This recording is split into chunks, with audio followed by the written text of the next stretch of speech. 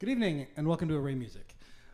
It's nice to have you joining us on the live stream, whether you're here tonight in person or watching online, or whether you're watching it 2 years from now. I'm glad you could join us. So before we begin, I want to acknowledge that Arraymusic operates on ancient land that has seen and supported humanity for 15,000 years. It's the land of the Petun First Nations, of the Seneca, and most recently the Mississaugas of the Credit First Nation.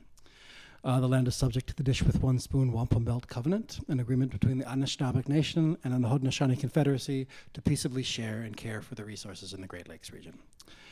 Toronto today still remains a meeting place and is the home to Indigenous peoples from across Turtle Island.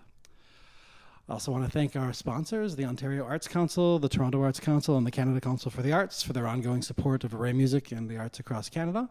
And specifically for these events with Bruce Russell's music, I want to thank Paul Hahn and company for providing this wonderful extra piano that we have with us tonight and for our concert this Saturday.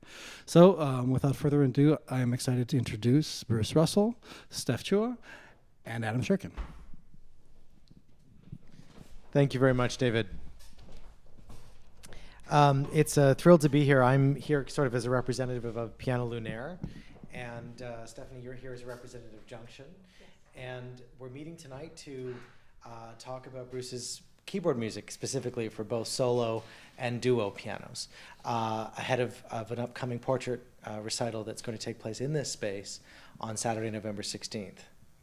It's wonderful. I'm very excited for this all to be going down. It's a little bit surreal for me because of how fast this has been turning around. The idea to have the portrait, the concert, perhaps bells on Saturday, and then you reaching out to me to perform a couple of pieces, that's all been very recent. And before that, I don't really think I was thinking of myself as a piano guy. In terms of public-facing, my public-facing aspects as a composer, I know where I came from, but now to be here with the two of you, two fabulous pianists, talking about music, it is quite surreal.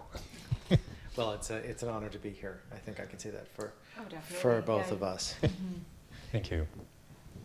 The piano has had a central role in your your musical process, though. So maybe even though Bruce, you say that you feel like you might not have a public persona as a pianist. It's been part of your private music making. That's correct. Mm-hmm. Yes, that's a good way to rephrase what I just said.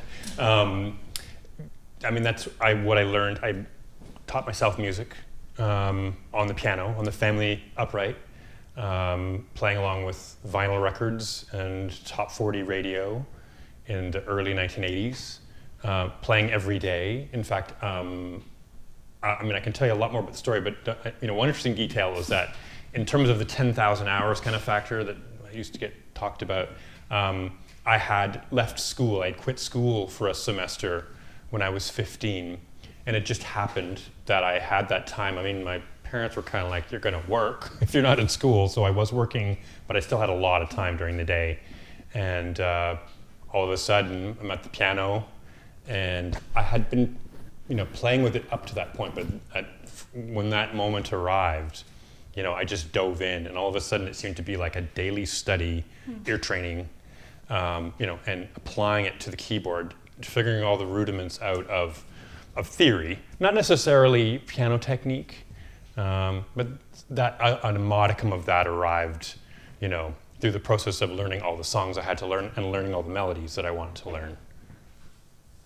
Would you say that you were always proficient at the keyboard, proficient enough to realize some of these musical ideas you had? Yeah, and in terms of what really drove my interests, like one of my first pieces, I look back on it kind of with a wry smile. It was a little bit of a knockoff of like Chopin, Opus 28, number 4, Etude, with this descending line, very romantic, and it's a mix of Chopin and Tony Banks of Genesis.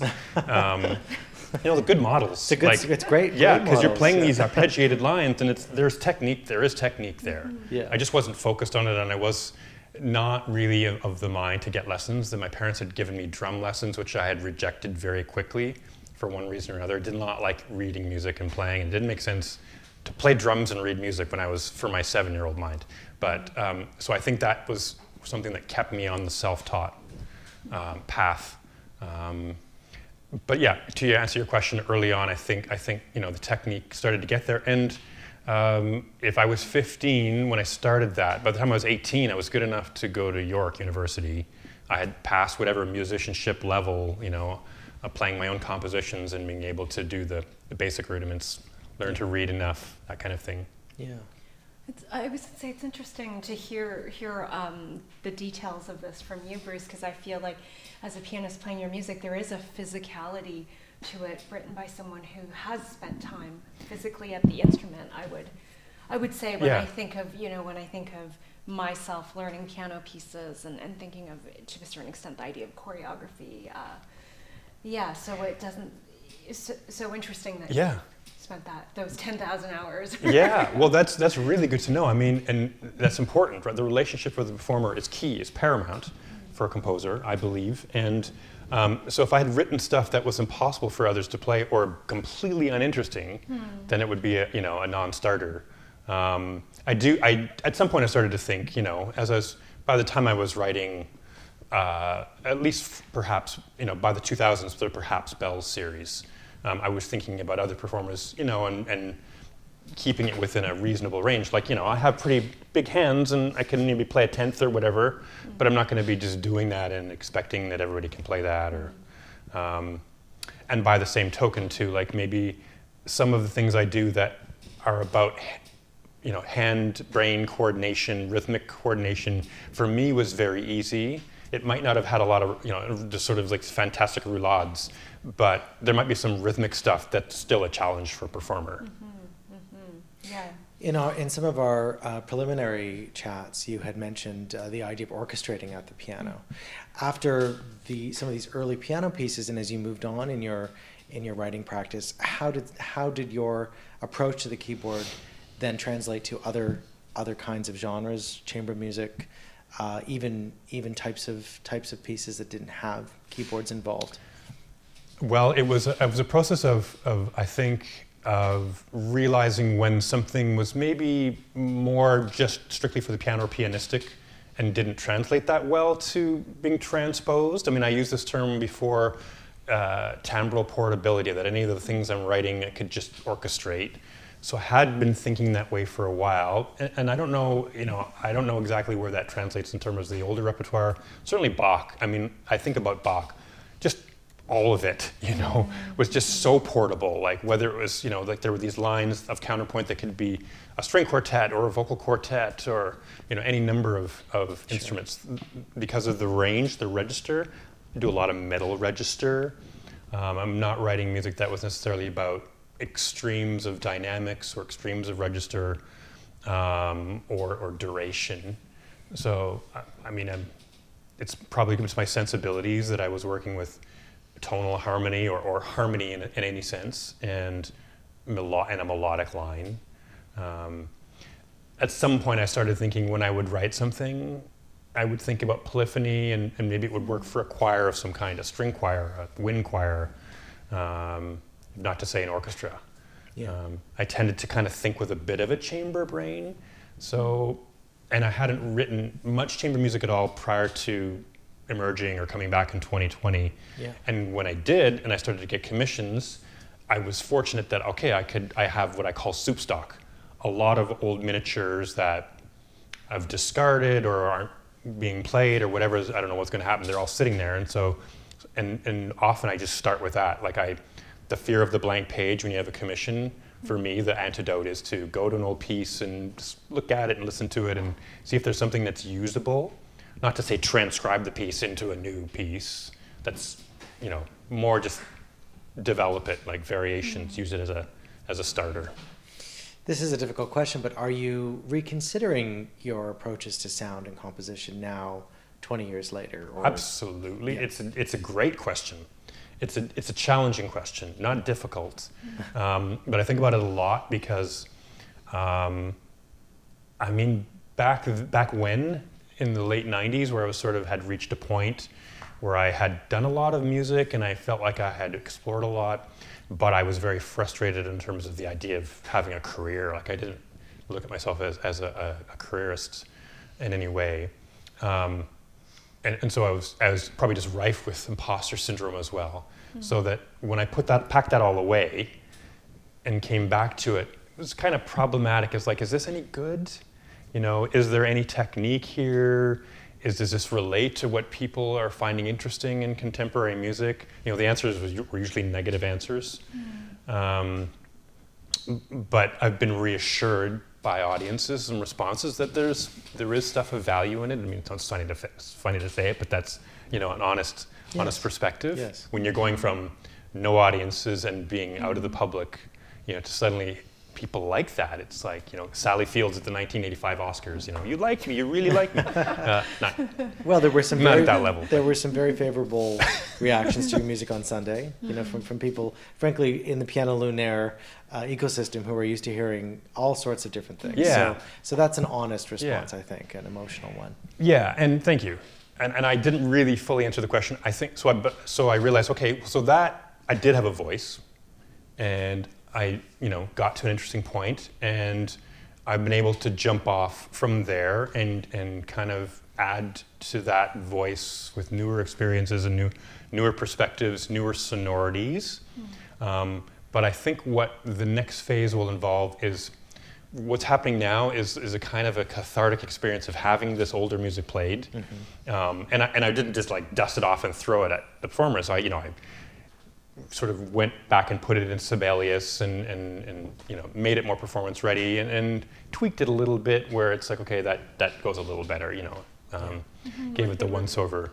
The revisions with like expansions and Yeah, some of sure. the two piano works. But for sure, making things Right. longer.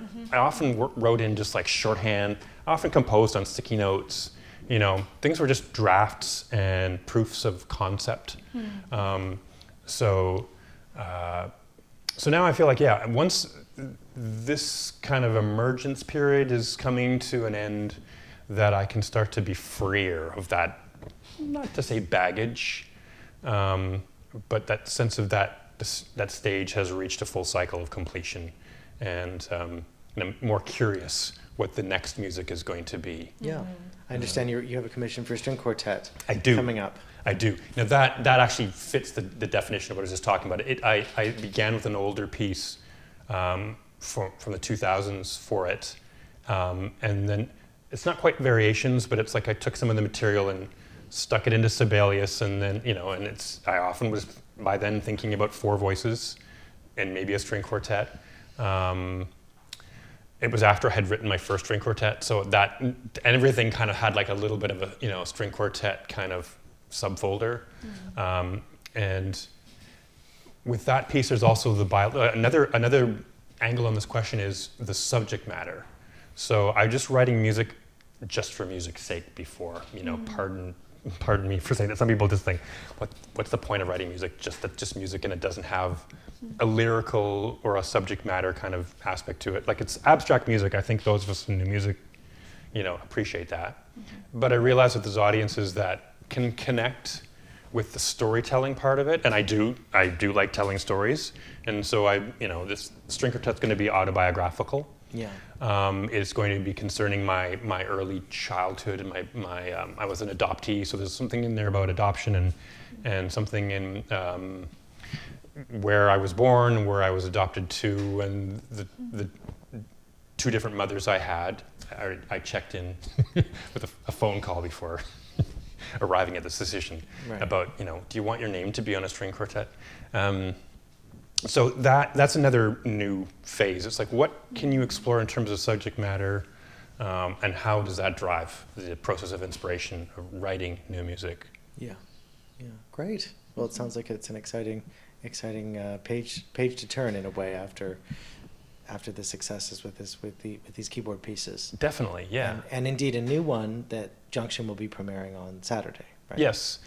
So perhaps Bells is not new chronologically. It's from the years 2005, 2009, one piece written each year, 5 pieces, but it's never been heard. Yes. And it's sort of everything I was kind of thinking about in terms of piano in the late 2000s.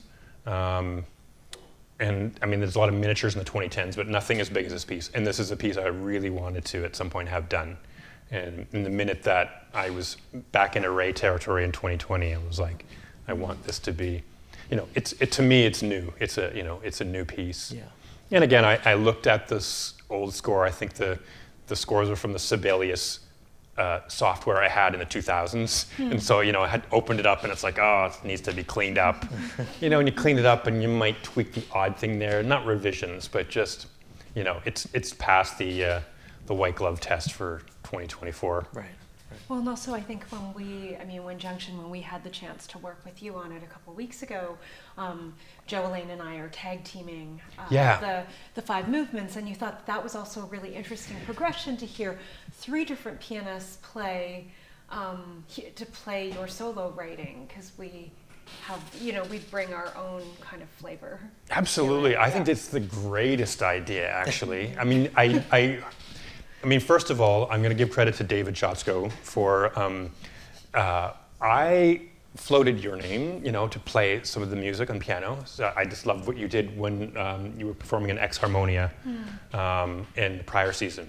And then David said, why not JunctQín Keyboard Collective? And I was like, and then he said, you'll probably tag team the pieces. Didn't really think about it.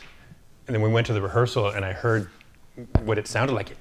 To me, it made me think of like a monologue on stage, a series of monologues, a play that is just monologues of, each one soloist coming out or one actor solo coming out and reading a bit of a character or a story, and that's all you get at the time. You don't get ensemble. And so each of you have a voice as a pianist, and even though I'm the composer, it's 5 different pieces, 3 different players. It's an interesting take. It's a really interesting take for me. It's almost like, 3 actors playing the same character, maybe at different, I'm not gonna say different stages of their life, but with a different kind of feeling. And you each get a piece that it's from a different year in a different frame of mind, a different theme.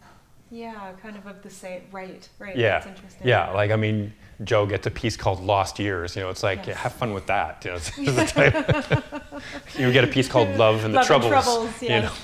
Yeah. Yep. We had discussed now kind of digging into some of this music, and we have some performances for you. Shall we stick to the chronological order? Now that we're talking about perhaps bells, do you want to maybe play movements 4 and 5? Yeah, if that seems like a good segue in. Yeah, is that all right with you, Bruce? Absolutely. Just to shake it up a bit. Yeah. So screensaver. So we've got we've got Go get some notes from this. I have 2 pieces that are independent of one another and were written earlier, right? From 1995 and 2012, right? Yes. Yes. Quite a gap there. And so perhaps bells, it was begun in 2005. Perhaps Bells was 2005. Right. And then in one piece each year subsequent to that to 2009. Okay. For Celine, in a way, is kind of, sorry for the tech guy here. Okay. For Celine was, I don't want to say it's an opus 1, because I've got a lot of other interesting music to me. It's interesting before that, but it's mostly electronic. It's most of it non-notated, or it's at a stage where for Celine, something kind of hit there for me. So I consider that one of the earliest works. It's the earliest solo work, for sure. Solo work, yeah. And something just kind of came together. I was back at York in grad school. It was completely academic. There was no performance or composition. I was doing ethnomusicology, but I had access to pianos at York, and the juices started going, and that was what was in my fingers when my brother's first child was born. Right. So I dedicated it to her. Right. And then Kenza, my second child, a golden child. She's when she was born in 2012. There was a set of pieces there, a trio of pieces, of which fourths and fifths is the first. That's dedicated to her. So they're both dedications, and dedications has long been a thing that just sort of speaks to me. Yeah. To connect it to family and yeah. Great. Well, it was nice to have her present on Sunday. So let's start, but let's start with perhaps bells. So do you want to pull up our some of our images for this? Great. So That- do you want to tell us a little bit about your process behind this piece? Now, this is a list of scales for all 5 movements. Is that correct? Yeah, I don't know if anybody at home is going to see this, but we'll figure it out later. Yeah. So basically in the 5 pieces, they're all tonal and all using a 7-note scale. I was kind of calling them modes for a while. The working title for the piece was modes. They're not modes in the traditional sense where the root doesn't change and it's kind of a drone, and it's more or less a key with a scale. These modes have, almost any one of the notes can be a root in the way I was using them. Not to say like Messiaens, symmetrical. Yeah. Non-transposing. These are very, they're very close to the major minor. They just have, the odd accidental. But the way that it progressed, at first it was kind of unconscious, but I noticed there was a pattern. I would change 1 or 2 pitches at a time each year. And I wasn't spending the whole year writing the piece, but when I would come back to it, I was like, well, I had used, let's say I'd used the harmonic major, then I moved over to another scale, and sometimes they were a fairly known scale, like the middle piece uses what's called the Lydian dominant, quite known in a lot of music. Gershwin, Ravel, Bartok, Reich, and sometimes it was not as well known a scale like Love and the Troubles. I actually got 2 scales out of that one. Which is what we're going to hear. We're going to hear number 4. Number 5 is Love and the Troubles. Yeah. We'll hear 4. Oh, hear 4 first. 4 okay. and then 5. So we have Obad from 2008. Yeah. And Love and the Troubles from 2009. Yeah. And Obad, I'll just say one thing about that as well, is that it's another harmonic major scale, but it's somehow the scale just made me think, well, this is so romantic, and it's going to be a romantic piece, and I'm going to turn right into the sentiment and do all the things I was not supposed to do when I was ever taught anything about composition. It's like, don't be sentimental. I was like, the hell with it, I'm gonna be sentimental, but there's this also something salty and ironic about it as well. And Obad, of course, I think it's a poem from one lover to another as they sort of break up at dawn kind of thing. I might be paraphrasing that wrong, but it's a dawn breakup, basically. Yes, there's something about the time of the day. Yeah, it's early morning. Yeah.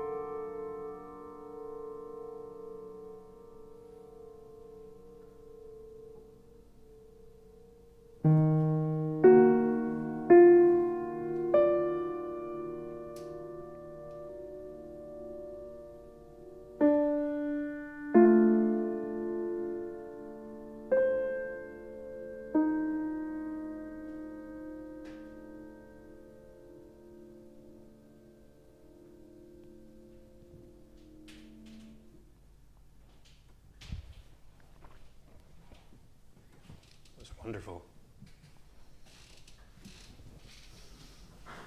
Thank you so much.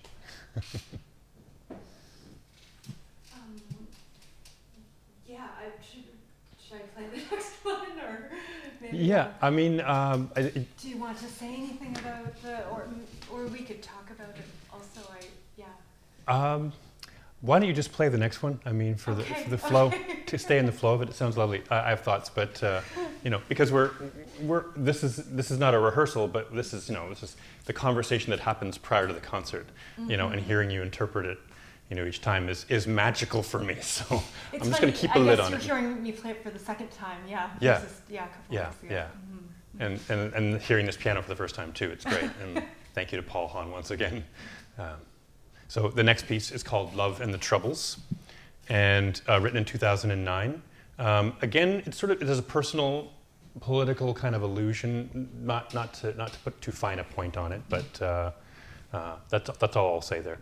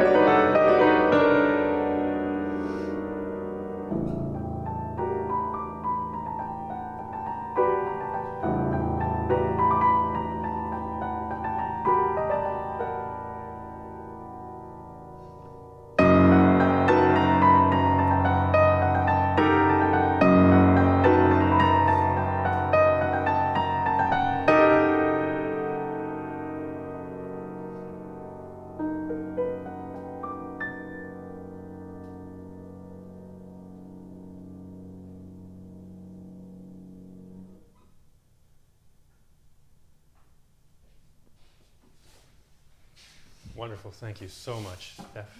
Thank you. Beautiful.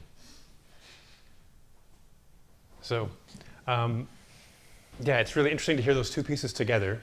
I think by the time, and your interpretation is, it's exactly how I wrote the music. So thank you. And more than that, it's, you're putting in so much expression that was not there in the notes that you would have gotten. So, that's great. I guess what I'm hearing now as I hear them two back to back is just the progression. By the time I got to these pieces, I was clear that this was going to be a series, and that I was really trying to explore those scales or modes for all the different facets.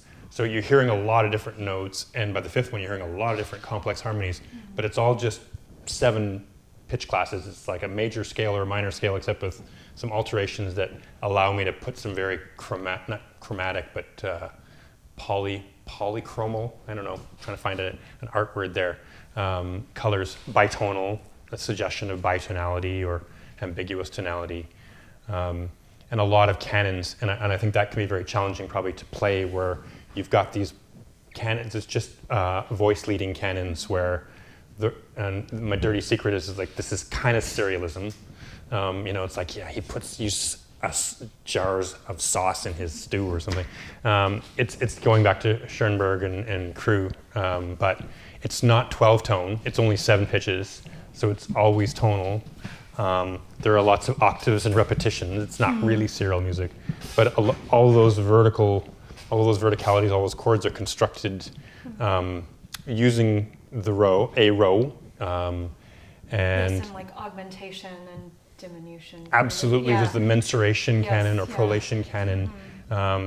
You'll hear, like, when you hear these low notes in the bass and the high notes, those are the very slow versions of the rows, and the middle voices are faster. But everything is coming out of a linear construction, just layered to make the verticality. And that's very much the case in Love and the Troubles. In Aubade, it's stripped back to just nearly, very bare lines. And I think that one is the closest to the pop influence or the vernacular influence of where classical music entered vernacular or pop, Chopin, Rachmaninoff, Handel, not particularly the composers I was listening to or emulating, but just that, what you draw on when even the idea of that the row was going to be a da da da da da da. There's kind of something quasi-romantic about that. It's Well, I thought it was interesting when we talked.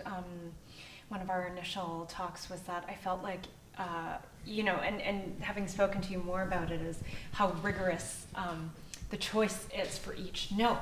Yeah. And for me, my way through it, because it's always so different to be on the other end as a performer, is for me there was a lot of stream of consciousness I felt, and somehow maybe some of that, I was going to ask if that, because we were talking about your pitch material, but the way you're using irregular time signatures or just extending what maybe seems to me like a phrase ending, or even long pedals, like how you. Yeah.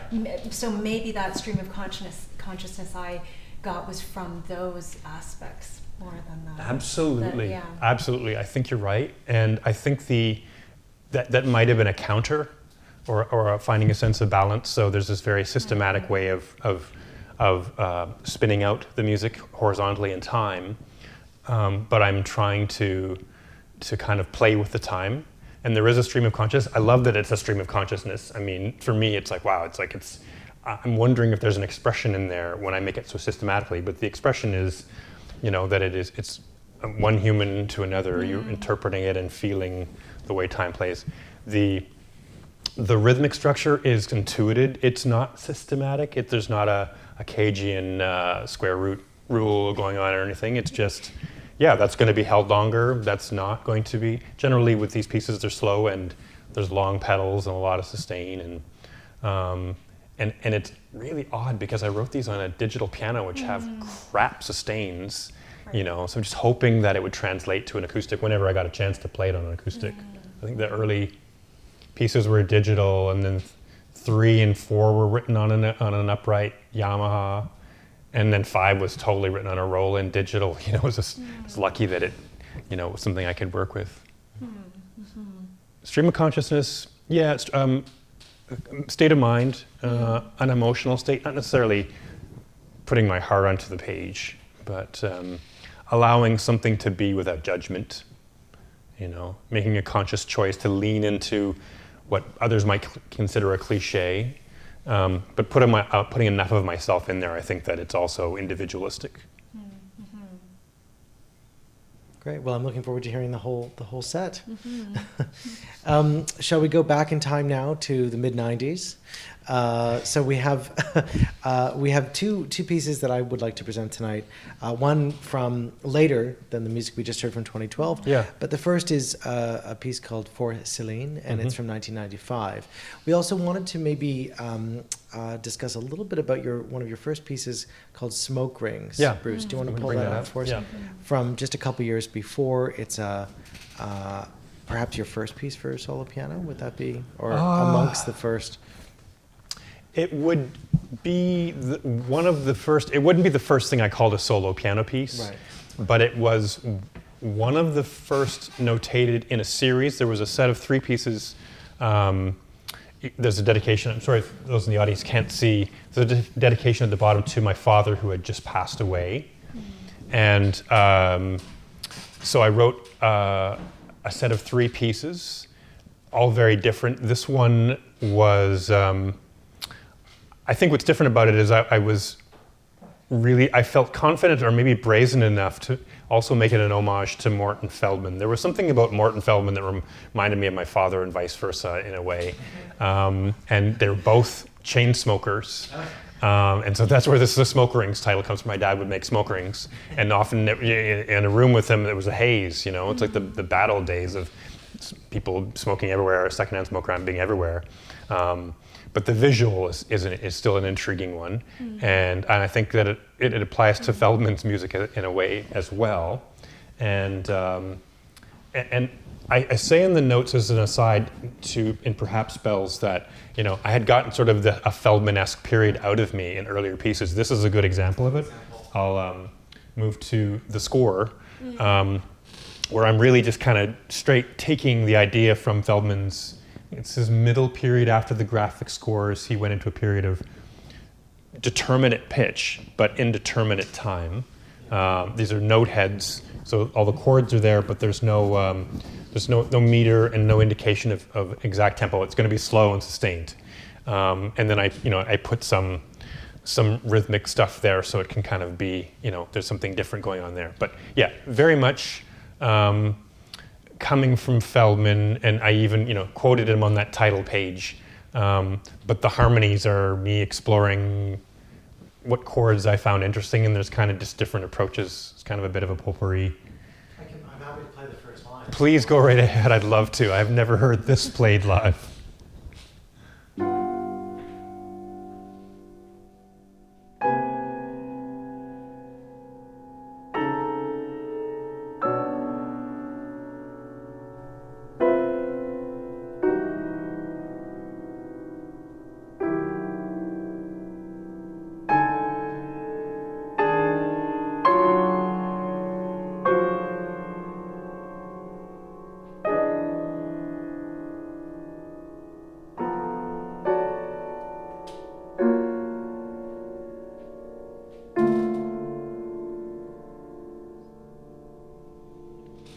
Thank you.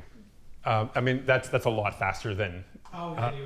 Yeah, no, those are each you know, like big, you know, decay heavy, like with sound, and then 4 or 5 seconds of decay. So I think it's like probably a 5 or 6 minute piece and all. But right. you get the idea of what the chords were that I'm writing. And so is this a sketch, or this is the score? This is the score. Okay. Yeah, so and if I go back to the yeah.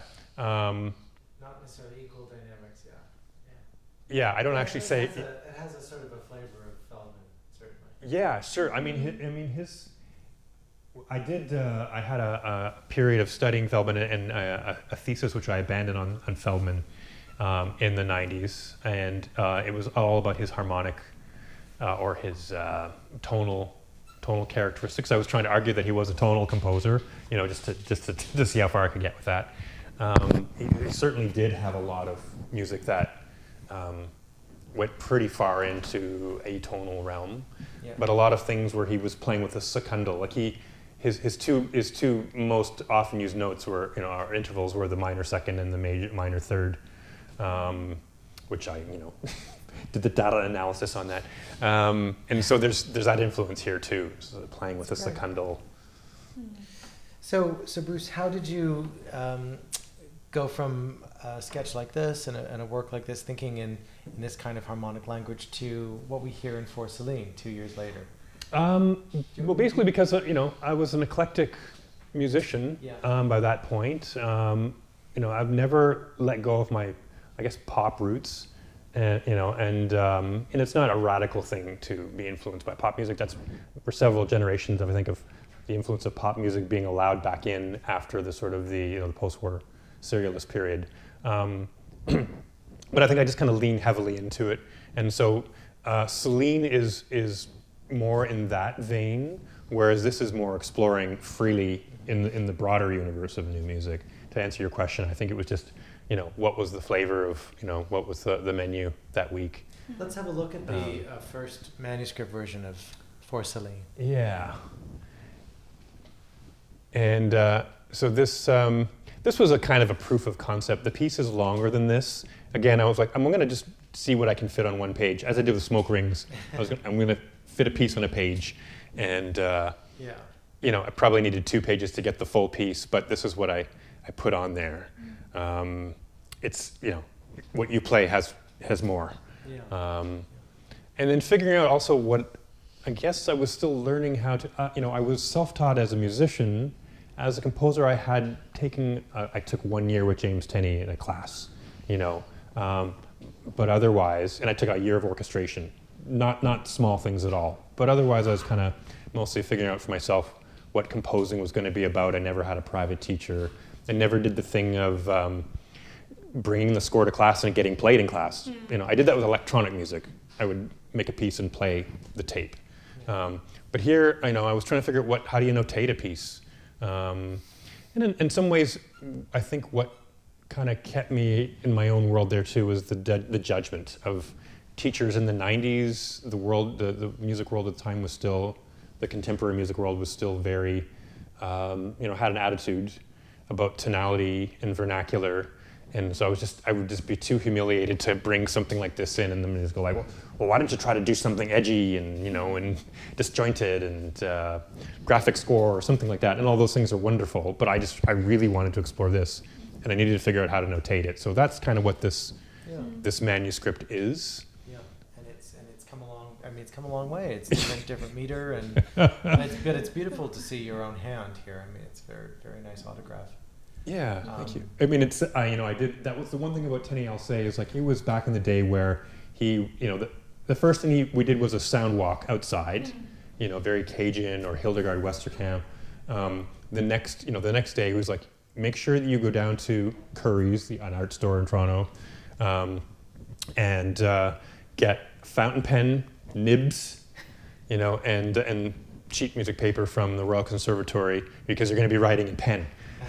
I was like, oh my God, and so this is not fountain pen, but I was using a marker with a kind of a flat edge and still trying to do that. And maybe the next year I got Finale notation software and was done with manuscripts, but yeah. All right. Do you want to take a shot at? I'm going to mute this while you. Sure. So here's the most recent version of For Celine from 1995.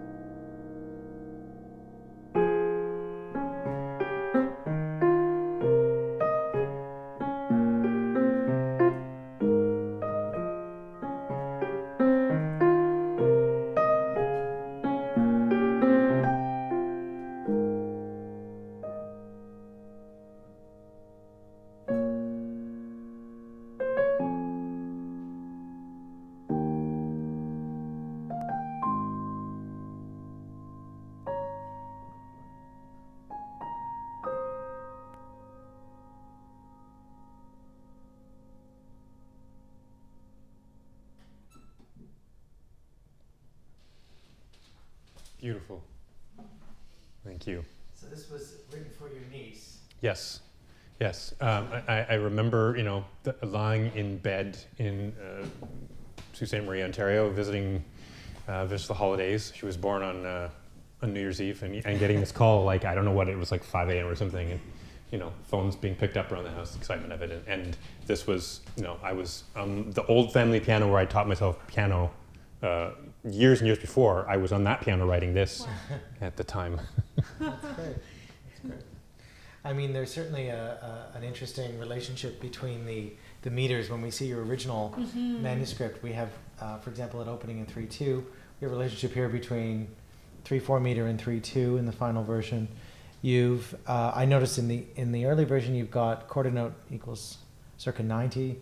In this version, we have quarter note equals 80. So a few small changes. But Yeah. I think the score is free enough. I certainly play it a little bit differently every time. Oh, that's great. That's another thing too. I think I wanted pieces that they were open to interpretation. Yeah. The way they were done, like not too much expression. They're not gestural. You can make gestures out of them, but by stretching the time a little bit. Yeah. I thought that was interesting. Because they can be quite, the way I would play them for demos is I just play them straight, so that they're heard the way they are on the page. But I want what you're doing to be the case for any pianist. Yeah. So to bring that personal interpretation, the individual interpretation. I really hear like, that was the kernel of what I was doing. There's a lot of fifths, a lot of stacked fifths, making the harmonies, a lot of circle of fifths. And I've never let go of the circle of fifths. It's as old as the hills in jazz and pop music and, or Bach, like that progression when it goes into the fast part, it says dum dum dum dum dum dum dum dum. It's dirt simple.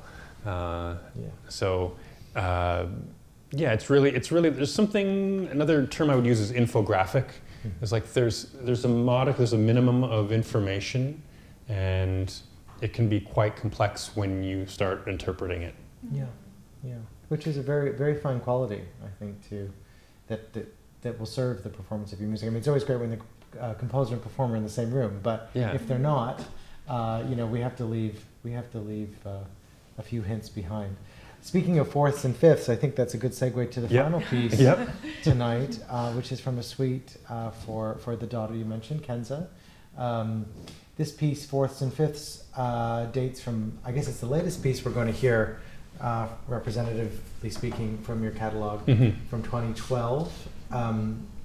Chris Mayo, who helped me curate the recital that we performed on Sunday and that we're taking to New York in a week and a half, was attracted to this piece specifically. He thought it would complement some of the other works on the program. So that was our way in, so to speak.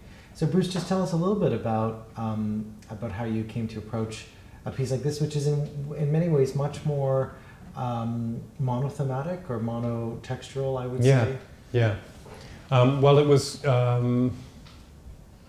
during the process of creating what became Children's Suite. A set of 9 pieces, or 3 times 3 pieces written for each of my 3 children. And I had written 3 already for my oldest. And then when Kenza was born, I was kind of in my mind, I'm going to continue this process. I didn't know how many pieces there were going to be, but so each one was going to be a miniature, and each one could be monothematic in that sense, because it would be like movements, and they could each have their little, you got one idea, man, get it out. And so here it's another row, but the rows, the intervals are quite wide. In this case, they're fifths and fourths going, ascending and descending, and folding back in on each other, and of course being made into canons, against block canons, note on note, first species counterpoint, beginnings of Western music, or early beginnings. What else can I say about it? There's also something kind of bluesy or maybe even satie about it, that when I hear it back. But when it was made, it was just trying to, again, work with the simple mode, the diatonic mode, no alterations, and see how many variations I wanted to come up with this idea of the fourths and fifths in canon. Great. All right. Well, let's have a listen.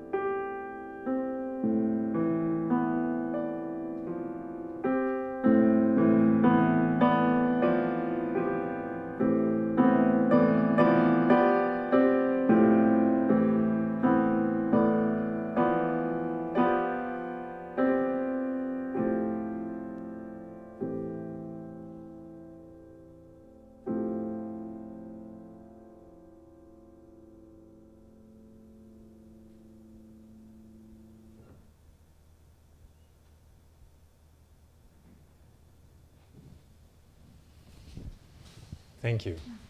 I love that. You think I'd be, I think I'd write a happier piece for, for a new baby, but, in context, there's, it's a very complex kind of joy. There's some of the weight of parenthood in that as well, I think. Now I have two. And I wanted to mention Anne Southam, just that her name came to, as it often does, comes to me. By this point when I was composing this, there wasn't a conscious attempt to draw Anne's music into my work, but it had infused it, and so her way of using rows, of working out ideas minimalistically, but them still having a lyrical component. I mean, I have to give a nod to her. This doesn't sound like her music, but Yeah. I can hear where some of the intellectual working out is coming from. Did you ever meet Anne Southam? Or? Oh yeah, I interviewed her Yeah. way back in the day, 25 or 26 years ago. So that was when I got to meet her. I've been listening to her music for a while before that, and always loved seeing her. I became a fan after that. We'd go to her shows and say hi, and she was always there in the Patagonia, and That's great. That's loved great. Anne. Is the interview with her readily available? It's on my SoundCloud. Okay. Yeah, I put it up there sometime in the last couple of years. So if you visit the Elma Boob, or I think it's the Bruce Russell SoundCloud. I'm bad at memory. We'll if you connect to elmaboob.com, you'll find my SoundCloud. Yeah, great. Well, thank you, Bruce. I think we'll move over to any of our viewers online watching live if we have any questions. If not, I would direct people to a kind of a fun questionnaire you filled out for us with Piano Linear that we do ask our performers and composers to do, that ask goofy questions in some cases, like who's your, what kind of composer, dead or living, would you like to have a drink with? What's playing in your streaming service at this particular moment? What book are you reading? Yeah. So I think you had some funny You did. responses. I mean, you asked. The question about the composer was, who would you not want to have or not want to meet? Not want to meet. That was tougher because I want to meet them all, but it's like, is there somebody it wasn't like an aversion. It was more like, I don't need to meet Hans Zimmer. Right. I mean, this guy is bigger than life, and probably I mean, I've seen that he mentors young composers, and I certainly wouldn't hurt to meet him, but it isn't somebody I'm dying to meet. So I don't know why I put that answer down. It was hard to figure out. Yeah. Well, it's meant to be. It's and then there's some questions you can make up yourself too, which is always fun. So, but maybe people will write in when this talk goes on demand. To close out, Stephanie, do you have any final thoughts about? You'll see how things go on Saturday, and looking forward to it with junctQín. I think it was interesting to hear for Celine, for me as well, because one of the two piano pieces that we're playing had a lot of material that wasn't for Celine, but it'll be completely new in an interlocking way. So it was interesting for me to hear that and to hear that connection, and to hear about your process of taking snippets that you had written and going in and reworking them. Yeah.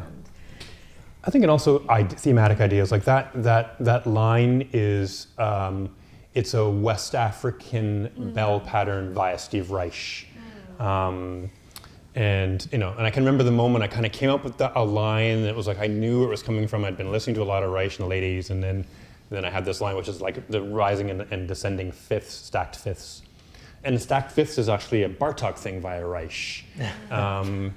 So that just kind of worked into a lot of pieces, and in two dances, I really go for it with the two pianos playing. So I really hope people tune in for the Saturday concert, because it's going to be very exciting to have two of these 6-foot grands, back to back and dueling with each other. And you guys sound amazing. I really am so excited to hear those pieces. Very much looking forward to it too. So it'll be at this same, if you can't make it in person, it'll be available at this same streaming There's platform. a live stream. Make sure you go to the Arraymusic site, because that's where you can find the live stream ticket link, as well as the in-person ticket link. Great. Well, thank you to you, Bruce, and to Array Space. Stephanie, thanks for being here too. Thank you so much, Steph. Thank you, Adam. And This is wonderful. We look forward to keeping in touch and hearing your music in the future. And can't wait to hear what you're going to do next. So best of luck with the string quartet too. Thank you very much. Okay.